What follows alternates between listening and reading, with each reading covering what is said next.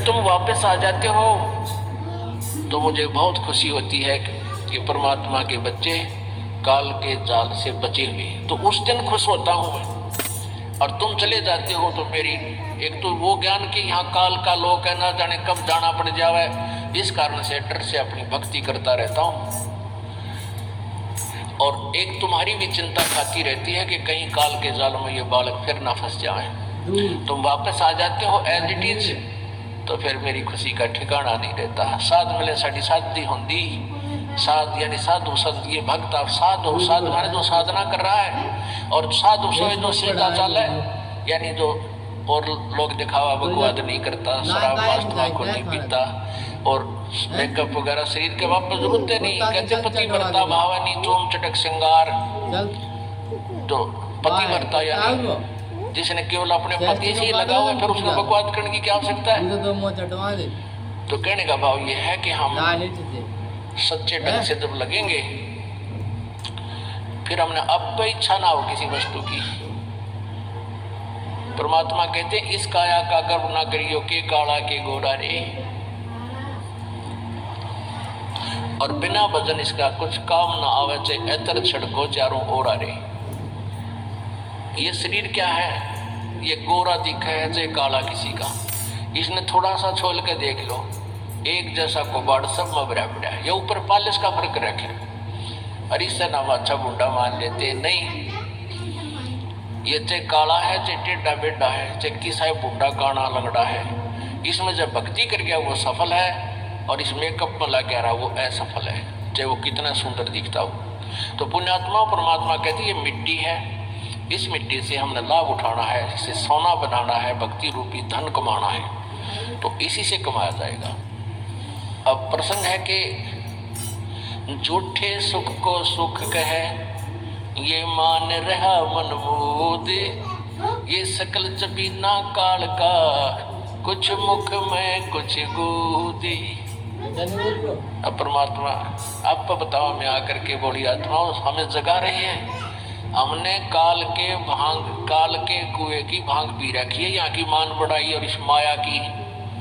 कबीर परमात्मा कहते हैं, कबीर ये माया अटपटी या त्रिगुणमयी माया, ब्रह्मा विष्णु महेश के द्वारा जो हमारे अंदर प्रेरणा कर रखी है, त्रिगुणमयी माया के इसे बता रहे हैं। कबीर ये माया अटपटी सब घट आण अड़ी, किस किस को समझाऊं ये तो कुएं भांग पड़ी। अब किस किस ने समझावा, सब एक तरह की भांग पी के एक जैसे विचार, एक जैसे बोल, एक जैसा ज्ञान इन्होंने ग्रहण किया हुआ है, और ये दास सच्चा ज्ञान सुनाता है इसका विरोध करते हैं, इसको जल्दी समझ नहीं पाते, क्योंकि इनको इस माया रूपी और अज्ञान रूपी भांग का नशा हो रहा है। तो परमात्मा कहते हैं, कबीर ये माया अटपटी सब घट आण अड़ी, और किस किस न समझाऊं या तो कुएं भांग पड़ी, यानी सब ने एक जैसा ही ज्ञान ग्रहण कर रखा है, सबके एक जैसे विचार है। अब झूठा सुख कौन सा है, इन कार कोठियों को हम अपना मानते हैं, संतान संपत्ति को अपना मानते हैं। इसका उदाहरण आपको दे दिया। परमात्मा कहते हैं, नाम नाम कड़वा लगे और मीठे लगे दाम, दुविधा में दोनों गए भाई, माया मिली ना राम। माया तो मिले को नहीं, यानी मान लीजिए आपके पास अरबों संपत्ति अरबों हो भी गई, तो वह तेरी नहीं। आपको 2-4 रोटी सुबह, 4 रोटी शाम में, और एक वर्ष में घने 4 कपड़े कुर्ते पजामे बहुत,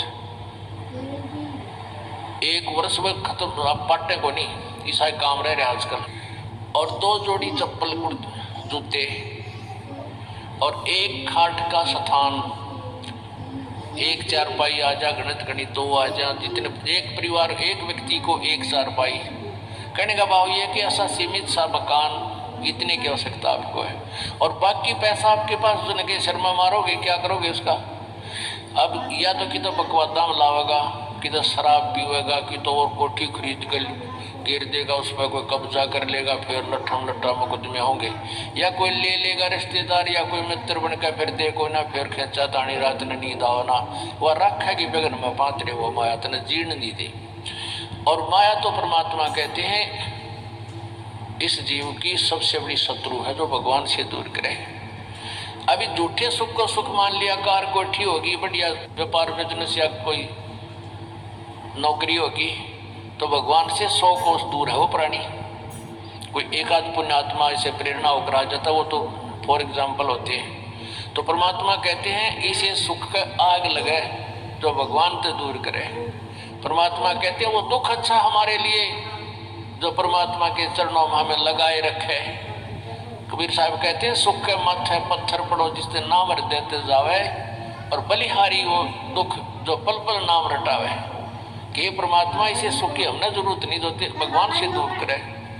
पत्थर पड़ो इसे सुख के ऊपर, और बलिहारी उस दुख के जो पल पल नाम रटावे। जैसे भक्त नाम ले रखा किसी ने और उसको कोई पीड़ा हो जाती है, चिंता शुरू हो जाती है उसको, ए भगवान कदे कैंसर ना हो जा, ए परमात्मा कोई और ऑपरेशन ना बन जा, तो वहाँ तक जाता है जहाँ डॉक्टर के पास, और भगवान याद रह कर आता है। और वहाँ जाकर डॉक्टर करता है अल्ट्रासाउंड और एक्सरे वगैरह करके बता देता है कि आपको वैसी कोई खास बीमारी नहीं है, नॉर्मल सी है, ये दवाई लो ठीक हो जाए। उसके बाद फिर परमात्मा के गुण कितने गाता है वो। जो भक्ति से दूर हैं वो तो भूल भाल जाते हैं, उनको तो परमात्मा याद आता है, कोई ना डॉक्टर दिखे। और पुण्यात्मा जो भक्ति करते हैं उनको डॉक्टर नहीं भगवान पहले दिखाई देता है। पुण्यात्मा आपके प्रारब्ध में, आपके संस्कार में मृत्यु है और कैंसर से है, और वो होगी, नाम ले रखा आपने, और डॉक्टर ने भी डिक्लेयर कर दिया कि कैंसर है भाई। पीछे आपको उदाहरण दिया था, एक लड़का रोहतक से इकलौता पुत्र, और 10 साल के बाद पुत्र प्राप्ति हुई, और उस लड़के का कान में कैंसर बता दी, PGIMS रोहतक तक। उन डॉक्टरों ने फाइनल कर दिया और उसका पूरा डाटा अपने मोबाइल में नोट कर लिया कि इसका ऑपरेशन करवा ले और दिल्ली ले जा, हम नहीं कर सकते। और रोता हुआ यहाँ आए। अब क्या है कि ये काल बड़ा उस्ताद है, थोड़ा सा सुख होते ही भगवान ने बोलने लग जाए। वो 5 महीना में आए हमारे पास रोहतक से, जबकि आए महीना आना चाहिए था।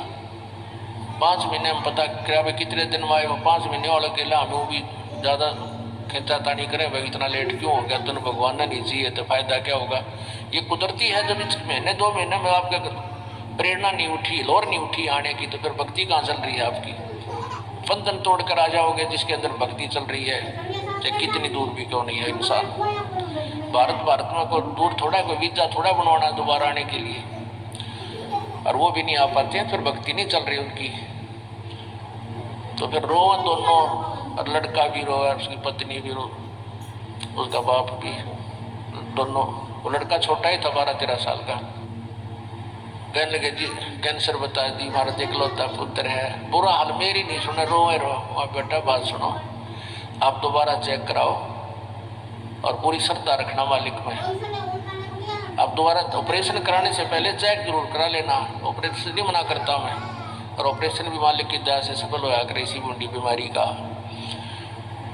तो उनके यह बात जज की, जानते डॉक्टर से कहा जी इसको ऐसे, वो रिपोर्ट दिखाई, और फिर कहा जी, वो डॉक्टर ने कहा अभी मैं दोबारा चेक कर लूँगा। मालिक प्रेरणा करता है कि एक बार चेक करना पड़ेगा, मैं ऑपरेशन करने से पहले चेकिंग फिर करूँगा। दोबारा चेक किया, उसने बताया इसका कोई कैंसर नहीं है, और कान की हड्डी बढ़ है, और 6 महीना में एक बार दिखा जाइए तो आप ठीक हो जाइए।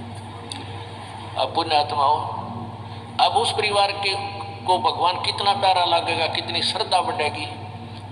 और आए महीने 2 चक्कर काटेंगे तो इंसान तो होंगे, शैतान होंगे तो फिर आपत्ति आओगे उन पर। भगवान से दूर होते ही फिर ये विरानमाटी होगी।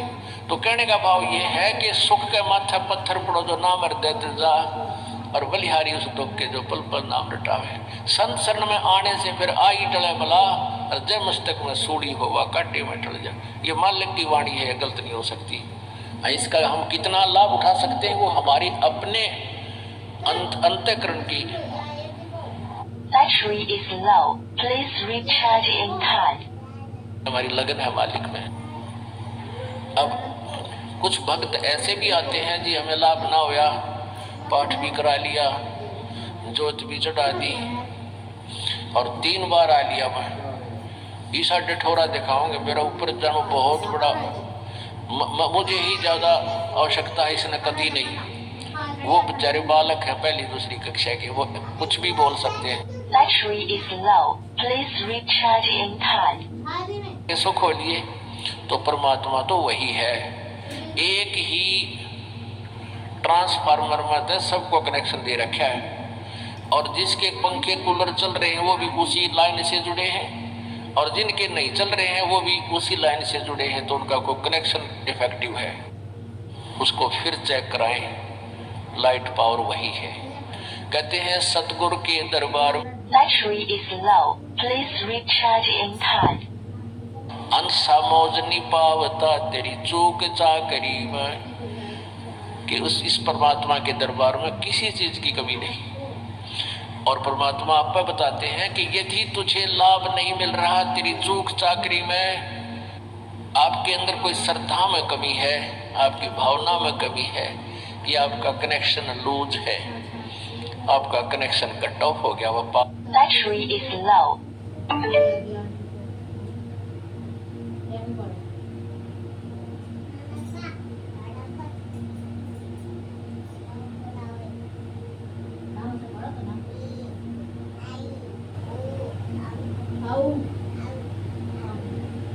परमात्मा कबीर जी के शब्द कोश में असंभव शब्द नहीं है। इस कबीर परमेश्वर की डिक्शनरी में इम्पॉसिबल वर्ड नहीं है, ये वो भगवान है। अगर आप ये वीडियो YouTube पर देख रहे हैं तो हमारे चैनल को सब्सक्राइब करें और बेल आइकन को दबाना न भूलें। अगर आप Facebook पर ये वीडियो देख रहे हैं तो हमारे पेज को लाइक करें।